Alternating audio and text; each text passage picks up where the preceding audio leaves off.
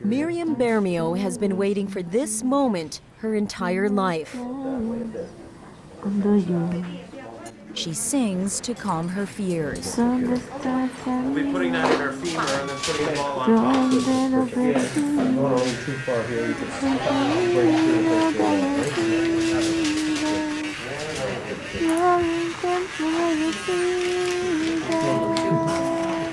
The surgical team joins in.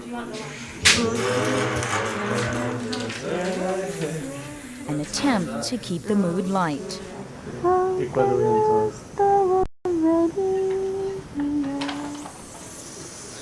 Everyone knows this is Miriam's last chance at a normal life. A lot of faith and pressure on this man. Here in Ecuador, not everyone has seen his face. We know his reputation. They call him Dr. Tom. Hello. Dr. Tom. Hello. How are you? I'm fine. Good. Good. How's your knee? Yeah? Better. Okay. Better. We have a look over there later. Okay, good. Okay. 2 years ago? We got two. Oh, yeah. Dr. Tom Greidanus is an orthopedic surgeon from Edmonton. He has handpicked a team from Western Canada. Doctors, nurses, physiotherapists, and dentists from Edmonton, Calgary, and Vancouver. Multiple enchondromatosis. For 10 days, they set up shop in a private hospital, offering free clinics, consultations, and surgery. We try to help those that need it the most and that are the poorest of the poor.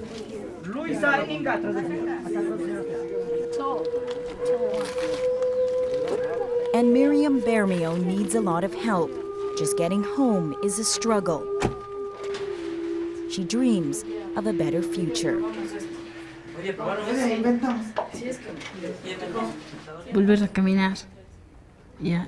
I want to walk again. Yeah. Volver a hacer, volver a estudiar. So I want to study again. Y volver a bailar. I want to dance again. Salsa, merengue. Salsa. Merengue. For 10 years, severe rheumatoid arthritis has attacked knees and hips. She can barely move, and she's only 28. Gracias.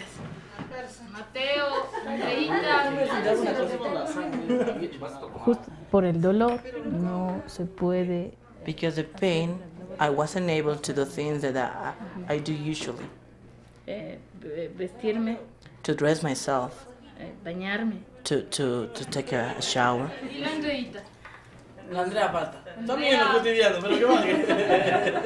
Entonces no voy a vivir yo toda la vida, que ella ya camine. I cry because it's hard to me to realize that a very young girl in the best part of her life is not able to walk and to do things by herself.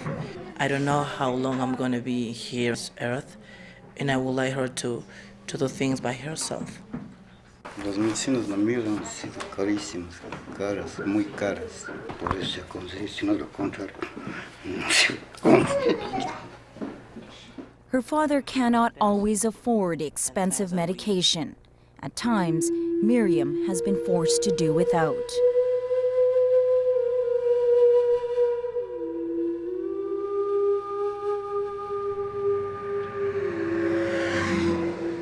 In Ecuador, many are used to working long hours for very little pay.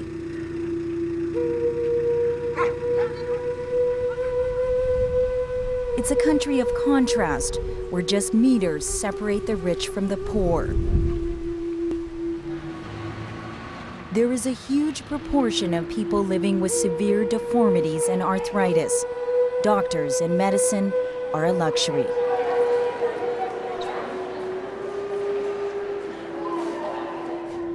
In a region where many are hungry, solace is found in faith.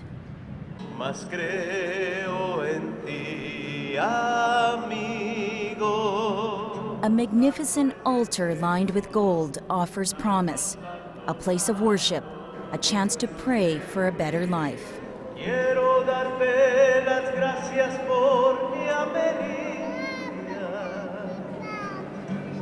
Quiero decirte Después de que te amo en quechua, quiero ser.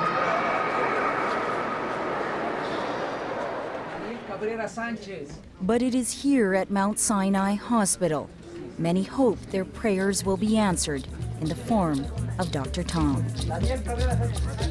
Buen doctor. Él va a operar. Vamos a operar los dos. Okay.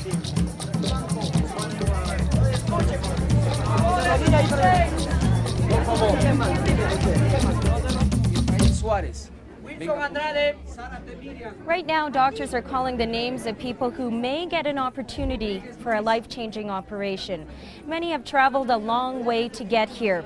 It's not uncommon to hear a family traveling 8 hours. A difficult and long journey if you can't walk or you can't afford transportation. Is this a lovely place? It's Dr. Tom's 7th time to Ecuador. He said almost like returning home. Oh, look at all the people. Oh, how are you? Oh. How is your knee? Muy bien. Muy bien. Oh, good, good. With each visit, he's greeted by grateful hugs. Oh, hi. Good. How are you? Okay, we'll head over to the clinic and start seeing the patients. The mission is also a personal one shared by his family. This time, he's brought help from home. His son, Ben, a university student, is writing a paper on the mission. His other son, Nelson, is helping on the front lines. This is my Nelson. We do it together. He's orthopedic surgeon. Miriam, Yeah. nice to meet you. Okay, good.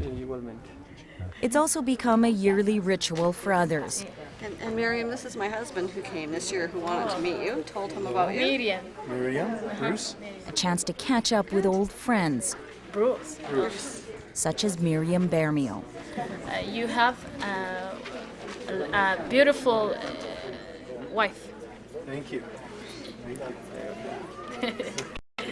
Walk. Walk. A chance to do follow-ups to see how lives have changed. Okay. Come back. Yeah. Elvia Cazita is a completely different person. So good. So she had just in 1 year, she had a very arthritic hip. Had to put all the stems met into place. It looks perfect. Last year, she received a new hip, and she now knows what life is like without pain. Okay. Agradezco bastante, ya, gracias también. Me han ayudado bastante, viendo lo que he sido pobre y tengo mis hijos. I'm always trusted in God and in the doctors, and knowing that I'm poor, they have helped me, and the only way is that God pay them, because I can't. Jaime Mauricio Vivenco needs Dr. Tom's help. Just not much movement there at all. No rotation of the hip. He's been unable to work ever since a car crash destroyed his hip 3 years ago. Okay, good. Muy bien. Right, okay. Yeah. Había ahorrado, tenía una casita, tuve que vender la casa. I was in the hospital for 4 months, so I have to sell a little house that I built and everything that I saved to pay the hospital, so it was really hard for me. He says the bank was like a noose around his neck. A new hip means he'll be able to go back to work, make money to support his wife and 3 children. No work, no food. We do a hip replacement. For Dr. Tom, the trip is a mixture of emotions. Grateful for the people he can help, Muchas gracias, muchas gracias. yet there's a limit to how many operations he can do. Just so many patients to help. For Dr. Tom, the trip is bittersweet. Tough decisions lie ahead for the team. You just do the best you can.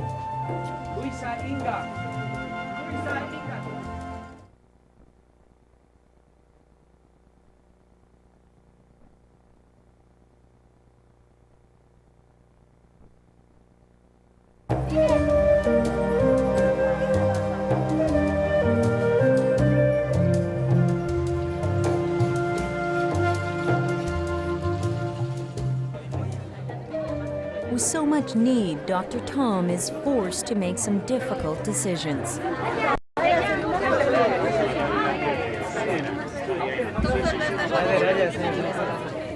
are just so many patients to help. At times, it can be bittersweet. We'd like to help everybody, but you just do the best you can.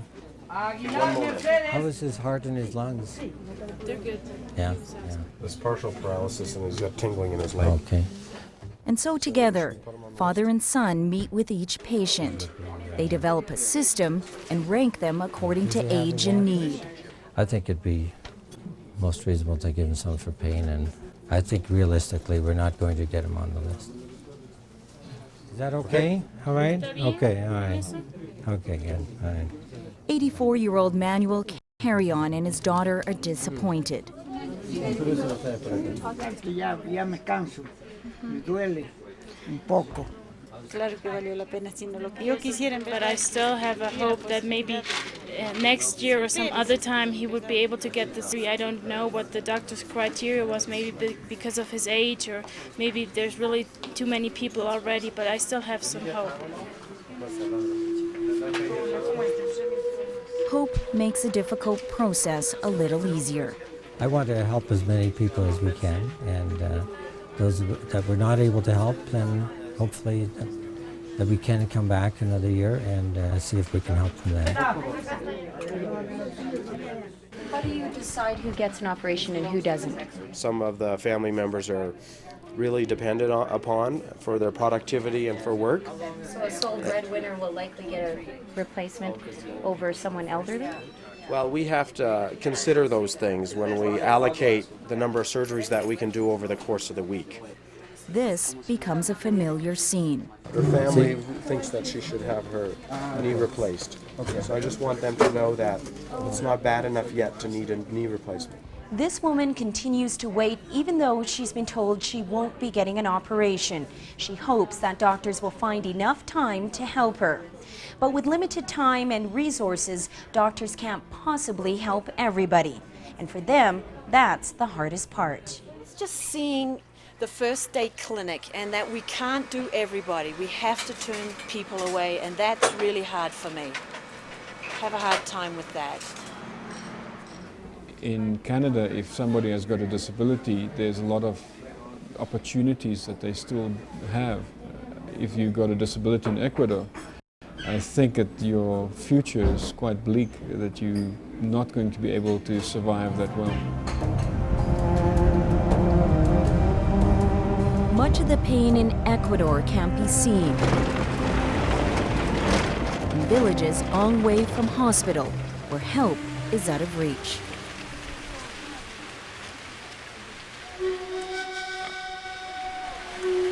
Where Rosa Maria Cedillo lives, in Waterleg. And this day, she has a lot on her mind.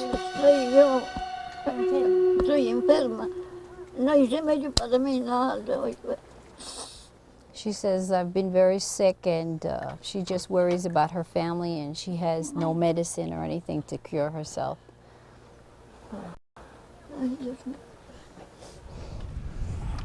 Medicine is an extra she can't afford. 4 generations of women live in Rosa's tiny 2-bedroom hut. There is no power, no running water, and very little food. Looking at such extreme conditions is hard for a high school volunteer on the mission. With 2 rooms and like 2 beds and a crib, and 5 of them have to fit in there. They don't even have water to drink. They don't have food. They don't have anything.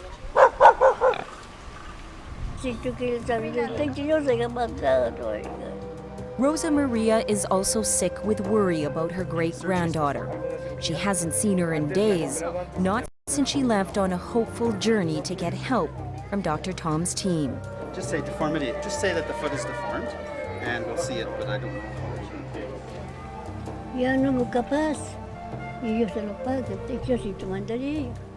God must have sent doctors here because we were not able to take her to have any operations or have her seen.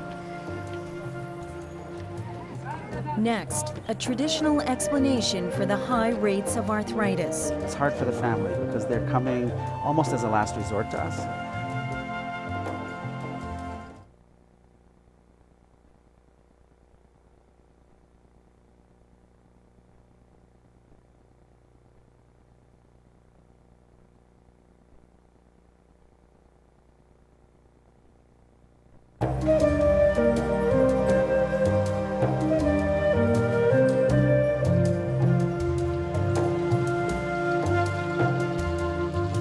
¿Qué le parece?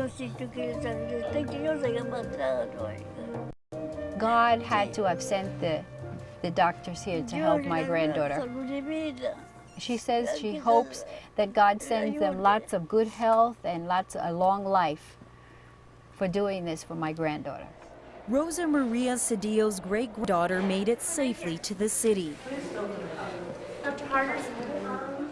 Maria Susana Monge finds it awkward to walk. Such a severe case of clubfoot is rarely seen in Canada. Deep pressure sores are painful, and Maria may never know how close she came to amputation.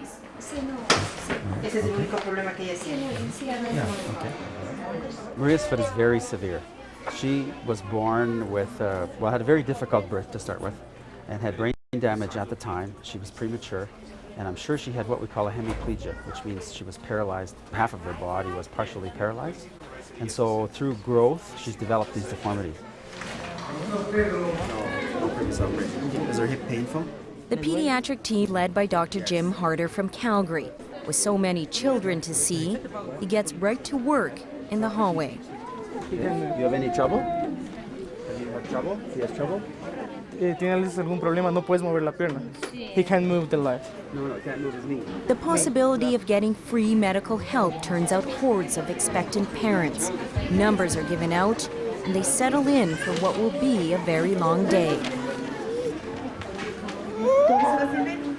A flurry of patients, and only a few can be helped.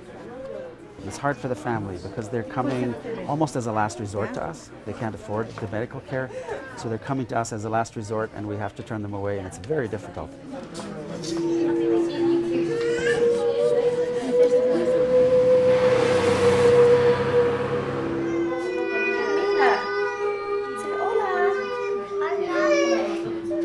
Two-year-old Pamela Sinchi is recovering from surgery, and she can't wait to get out of bed. She says she wants to dance, a dream her mother believes is possible with a new hip and without pain. She's very hungry. Sí me dijeron que era necesaria la cirugía y yo I talked to a doctor and he told me that she needs a surgery, but I told him that I don't have enough money to do it, so I didn't think I could be able to make it. Pamela's story is common. There is an unusually high rate of arthritis in Central America. Part of it is because of tradition. They carry their children on their backs in a kind of a swath. So this results in the legs being squeezed together quite tightly just after birth and all the time. This kind of has a tendency to force the hips out when the babies are born because in fact they're not used to position. Doctors do what they can to educate parents with a poster campaign. Illustrations on the proper way to carry a child and how to put a diaper on to keep the hips in a secure position. Admittedly, this small attempt at preventative medicine is usually lost. Reaching out to remote areas is hard, if not impossible. In Canada, a dislocated hip is detected early and fixed. Here in Ecuador, an operation can cost up to $10,000, with the average salary of $150 a month. Many do without. When the hip disease is missed, there's a huge economic opportunity where there's a work present but can't really produce and contribute to society because of pain and disability. If the decision here is that they can't be operated, then that is frequently the end of their hopes that something can be done for the child. So what will happen to the child? They'll just live with their disability, or? They most probably will just live with the disability. Yeah. Heart-wrenching, isn't it? Yes, it is. It's a reality that Hutan Fortan desperately wants to avoid. He's worried his daughter's future is at stake. Okay, most of the problem is with hip. Yes. Severe pain in both her legs makes it hard for Nasim to sit in a desk at school. Her father has already spent $10,000 on operations and medication, and she's still in a lot of pain. Mostly I need somebody to help her very professionally because I love her and she plays basketball, and I love for her to take back the basket. At 14, Nasim wishes for a normal life where she can walk and play sports like other teenagers. It was really hard because now I can play basket. I can't do things I used to do. Nasim is one of many who will be turned away. Maria Susanna, one of the few who will get help. Maria's operation will be complex and will take hours. There is a lot to repair, her foot left untreated for years. And even though she'll still walk like a person who has a little bit of a stroke, so her gait won't be totally normal, she'll be far more acceptable to society and to her friends, and she'll feel better about herself. Finally, help for Maria at the age of 12 from strangers.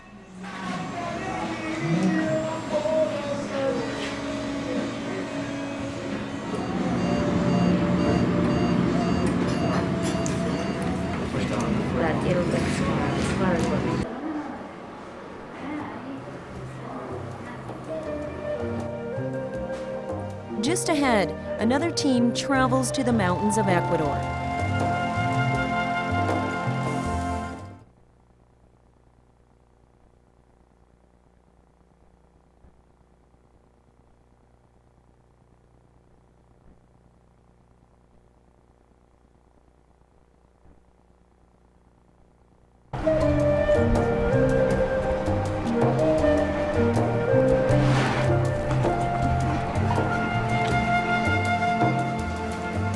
While the doctors are busy in hospital, a small village gets ready for the arrival of a dental team.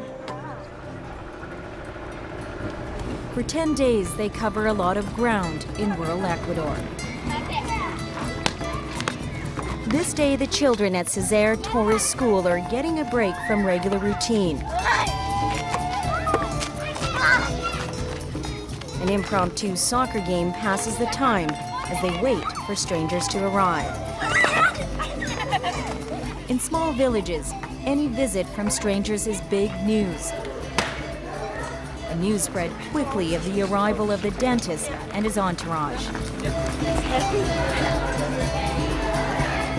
The curious are compelled to take a peek.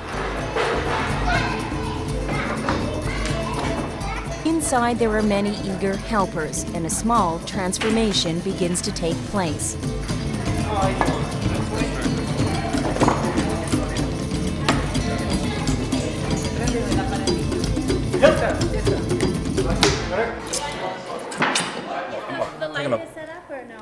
Take a look. See? Right Dr. Nikki Leung is from Vancouver. Right here. Yeah. Super. This day, his office is a school. I need some light now, please.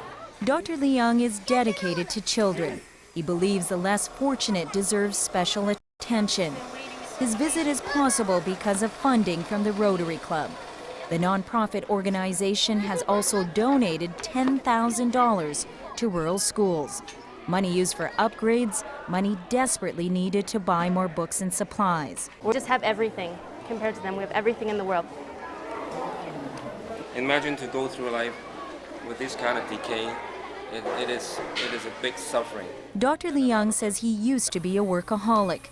When his father passed away, he decided to change his life. He sold his 3 dental practices, and he now studies the Bible and travels the world. When they're all black and broken in the front, once they get them all filled up, it's very, very fulfilling to see that, you know, that they are walking out smiling. Lots of decay in the front teeth. Here, many are poor, and this is not unusual to see. And to give her back a nice, clean, white smile. We see cavities here that we will never see at home. They are humongous. They're big, deep, yeah. A 9-year-old girl with 10 cavities in pain. This is going to help them even to be able to speak better, clearly. She says they can't speak too well because of the dental problems. Even with limited resources, this school has been described to me as one of the better ones. All of these kids go to school in one room. 55 students, grades 1 through 6, and 1 teacher. As you can imagine, teaching isn't easy. There's a lot of problems, dental, psychological problems, and health problems. Anna Maria says the main problem is poverty. She talks about her own situation. As a teacher, she only makes $100 a month. A salary forces her and her family to go without. Medicina, medical attention, and also, of course, food.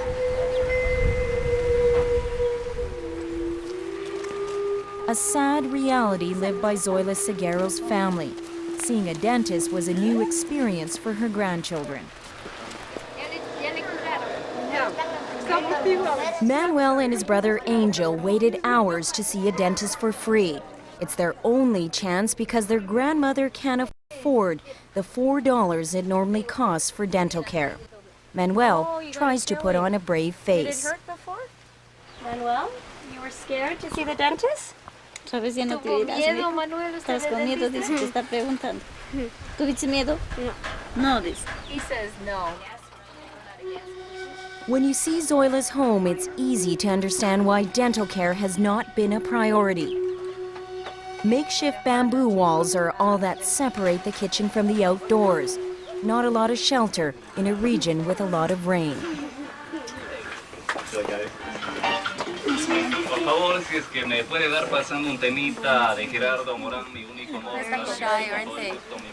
The entire family sleeps in this room, only a few beds on a mud floor, and the only income is sporadic. Zoila's daughter tries to find work as a maid in the city. She sends money home when she can. She has to take care of all of these children. She's mother and father to all of them. Tengo que trabajar. No lo voy a poner en la escuela porque ya no tengo dinero. She can't put him in school because she can't afford to pay for the school for him.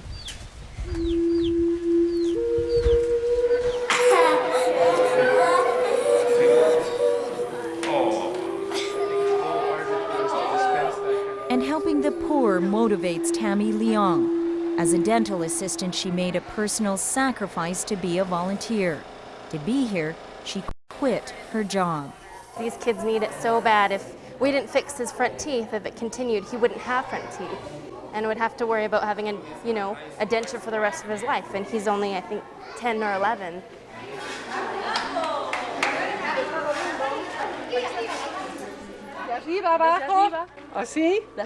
From gum to the bottom. The dental team knows their efforts won't solve all the children's problems. They admit their lessons on proper dental care may not go far, but perhaps a few gifts and some loving attention will help restore a picture-perfect smile with confidence. And that, to Dr. Leung, is priceless. They're so self-conscious with a black tooth or with a broken tooth. And once you fix them nice and white, they're so happy. They will look at the mirror for a long time, they'll stare at it for a long time. It really does a lot of wonder to their self-esteem.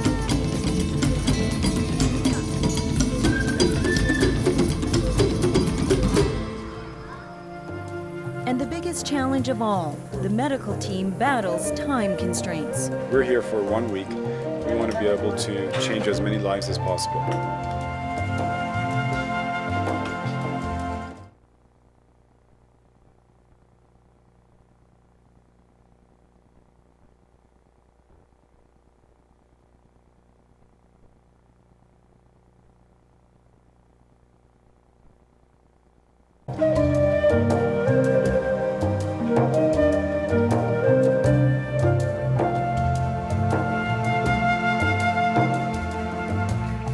With so many people to help, two teams push themselves to the maximum.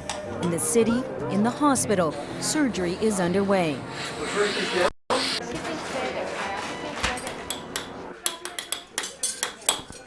Miriam Bermeo is Dr. Tom's first patient. Her surgery will take longer. Her joints deteriorated after a long battle with rheumatoid arthritis. Father and son, two surgeons working side by side. Halfway done.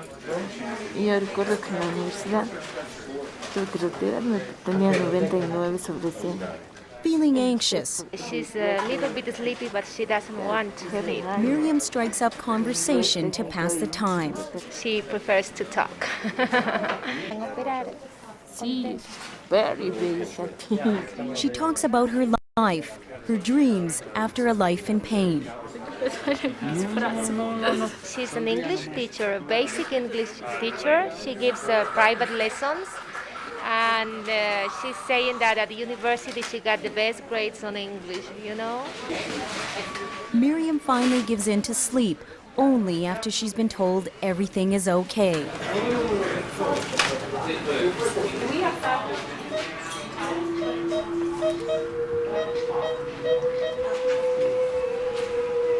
A new hip, a new knee, and a new hope for recovery. Seconds barely pass and the next case walks in. Jaime Maurizio Vivenco is unaware of sterilization and equipment problems. The delays cause tension. Being behind means fewer people will be helped. If the T-handle fits the establishments, we can do that. Well, you know the handle for the store. Just change on the back. Outside in the hallway, time is going by slowly. Ligia Gillian is very anxious. The weight and pain in her leg pushes her to a breaking point. I'm waiting for my surgery. Maybe it's my turn soon. In what seems like days, it's finally her turn. With the problems fixed, things drastically begin to move at a faster pace. A busy day of surgeries means the recovery rooms are full. The push is now on to get people moving and out of hospital. Looking good. You've been trying to extend? Physiotherapists begin work on Miriam. Moving her leg is a new experience after being so stiff and sore. Oh my God. Doing really well. Dan. Yeah, just relax, relax. The doctor said you can put as much weight on the leg as you're comfortable with. You can put full weight, it's okay. Well, this time. Post-operation, this is unheard of in Canada. It would take days, if not weeks, for patients to get on their feet. Here in Ecuador, hours. No, it's good. Yeah, 10, 12 meters. Yeah, just in case, because he was losing a little bit. Less than 24 hours. I don't know what it is, but it's a good testimony to what the human body can endure. Would she like the surgery today? In that spirit, late in the afternoon, Dr. Tom tries to squeeze in an extra operation. I see that look in your eye, Diana. But first, he needs to free up a bed. I really feel strongly that we need to have a bed to take care of that patient properly. So, do you think she could go to the... We think she could. She's had for a couple hours. We thought she should go back, and she didn't even want to go back to bed. He's determined to make up for lost time. Walk her tomorrow. Yeah, we got one other one over there anyway, so I would make two over there. Hoping to cheat it by helping one more person. One more operation means a very late night, added to an already exhausted crew. We can tell her she's going to be end up going into 104. You have to also take into consideration your own capability to be able to physically be able to do it, because you don't want to be making wrong decisions because you're exhausted, because these people's lives are in your hands, and it's serious work. Serious work that could be doubled if a second operating room can also be found, allowing father and son to split forces, operate in 2 rooms and help twice as many people. We're here for 1 week. We want to be able to change as many lives as possible. The mission can't be done with just volunteers. The same nonprofit organization that funds the dental team also helps the surgical team. The Rotary Club raises money to help people around the world. We're trying to help exclusively people who would never be able to afford this in a million years. And the fact of the matter is, this kind of surgery truly changes lives. It costs about $1,000 a day to rent the operating rooms, over $100,000 for the entire trip. Money is always needed. Mount Sinai is a private hospital that specializes in plastic surgery. These are not the usual faces you would see here. Many clients fly here to buy facelifts and breast implants because it's cheaper.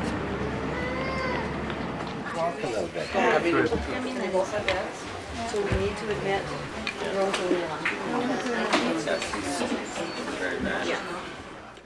We just need another operating room theater and more beds. But some of the patients done yesterday will be transferred out today, so that because we have only 6 beds. Yeah. Okay, in just a few minutes. Okay, good. There's no beds. And, This day, Dr. Tom loses both battles. He can't operate. The room is being used for cosmetic surgery, and a second room is not available either. Yes, it is a bit of an irony in that we're trying to change lives, whereas there's people that are trying to change their appearance. The irony is also recognized by Daniel Romero. He's the hospital administrator for Mount Sinai Hospital. Personally, yes, I believe that we're not doing enough for our own people. It's not like I consider it's an invasion or something like that, but it really bothers me a little bit. Romero believes more should be done by local doctors to help his own people. Bottom line is that we can do the same thing down here. There's no question about it. But you don't. Well, we don't, because some people put the financial aspects before the human aspects of this.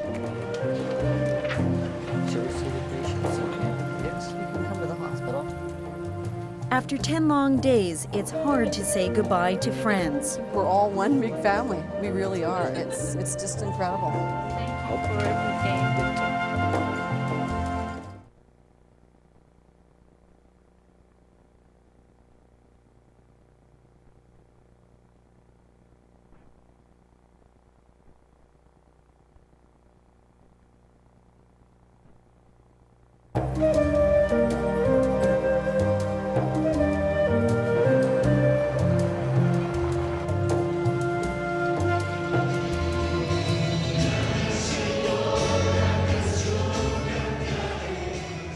Dr. Tom is motivated by a feeling of goodwill. It's closely connected to a strong faith.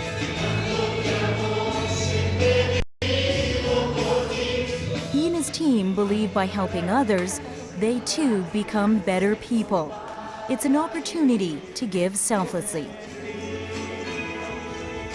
You just have to look at the difference we're making, and we have it good back home that the small sacrifices we make in time and money just pale in comparison to what we're able to bring to the poor people here. Doctors make like maybe 20 or 25 surgeries a week, but maybe they think it's not much people, but I can realize that they are not helping just one people, they are helping all the families of those people, so it's a very good job they do. Families like Veronica Rivera Barreras have completely recovered from a devastating time. It was not that long ago her family was struggling. It's really bad. I couldn't sleep at night. I had to stay in bed Saturday and Sunday to be able to work next Monday.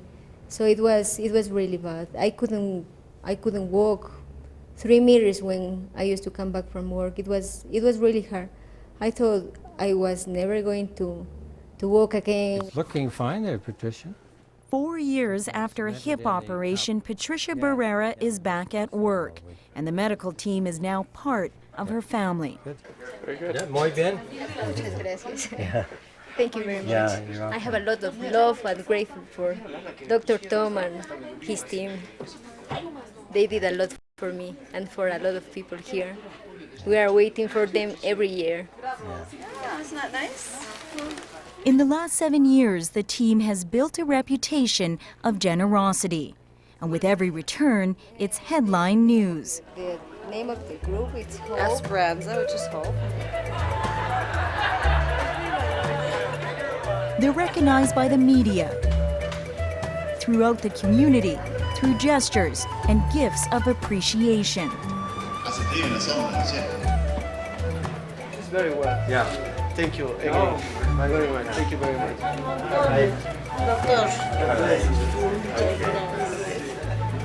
Muchas gracias. But seeing people walk again is all the thanks Dr. Tom needs. It's proof he's making a difference. And you can see it. Overwhelming change, many moving for the first time in years. You're doing great. Yes. Oh. Happy? Yes. Transforming tears of desperation to hope. This is the opportunity for founded the people poor and who don't have the chance to receive this surgery. And it's a wonderful gift for the people in my country. After the last operation, the mood is somber.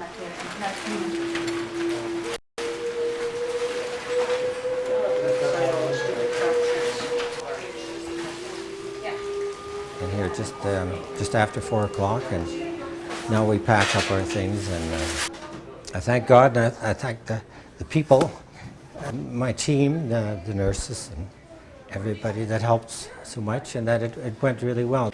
That's very good. Your knee was completely stiff before. And it's with mixed emotions that Dr. Tom does his final rounds. Looks nice. Good.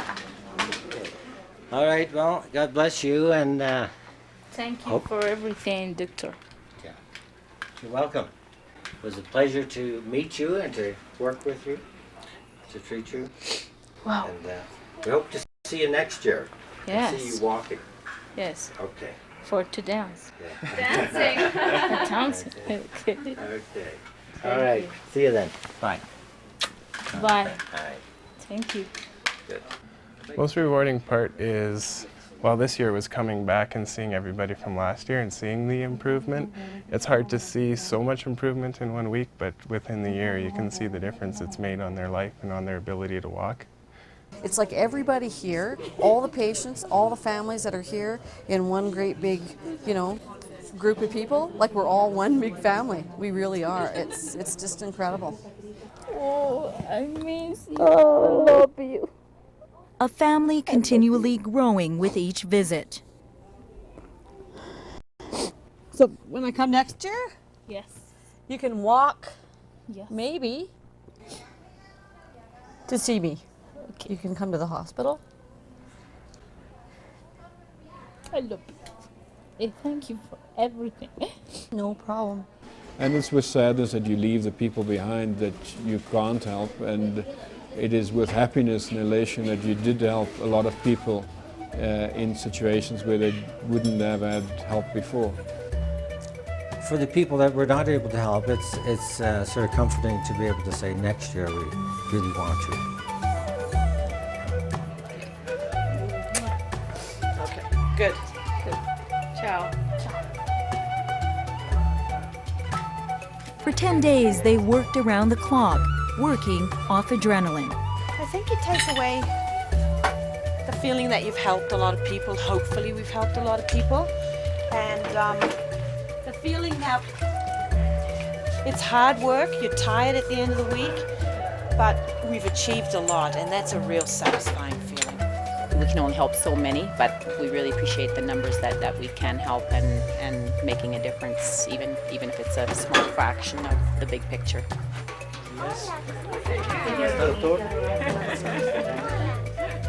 Special bonds, friendship, compelling many to return again.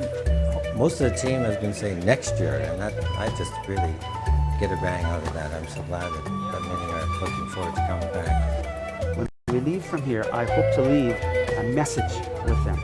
It says, you know, you have poor people, and we've come all this way to help just a few of them. And maybe you could help us, we could help you to keep this program running, and maybe you could look at your poor, and maybe you could then more.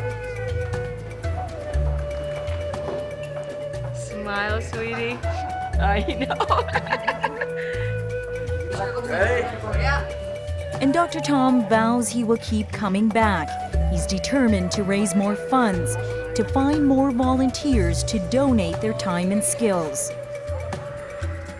Walk nice and straight, nice and tall. This is a new Miriam. This is a new Miriam, for sure. It may be a while before Miriam Bermeo realizes her dream to walk again. She hopes to someday salsa with her father. She won't forget how Dr. Tom has given her a chance at a normal life. So, home you go. To home. Yeah. Thank you for everything. You're quite welcome, Miriam. Thank you for come here to Ecuador. You're quite welcome. We enjoyed doing it. And that they did. The team leaves with hope. Hope they will come back. Hope for the people left behind, that they too will get their turn soon.